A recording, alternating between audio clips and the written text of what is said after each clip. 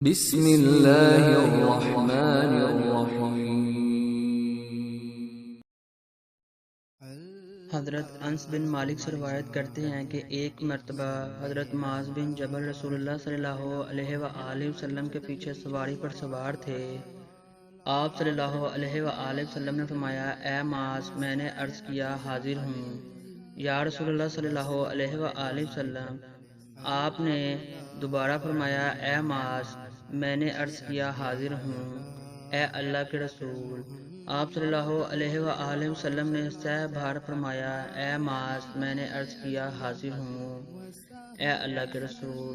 3 بار ایسا ہوا۔ اس کے بعد آپ صلی اللہ علیہ وآلہ وسلم نے فرمایا کہ جو شخص سچے دل سے اس بات کی گواہی دے کہ میں اللہ کے سوا کوئی معبود نہیں ہے اور محمد صلی اللہ علیہ وآلہ وسلم اللہ کے سچے رسول ہیں، اللہ تعالیٰ اس کو دوزخ کی آگ پر حرام کر دیتا ہے۔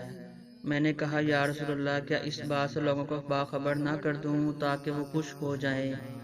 آپ صلی اللہ علیہ وآلہ وسلم نے فرمایا، اگر تم یہ خبر سناؤ گے تو لوگ اس پر بھروسہ کر بیٹھیں گے اور عمل چھوڑ دیں گے۔ حضرت معاذ رضی اللہ تعالیٰ عنہ نے انتقال کے وقت یہ حدیث اس خیال سے بیان فرما دی کہ کہیں حدیث رسول چھپانے کے بنا پر ان سے آخرت میں مواخذہ نہ ہو۔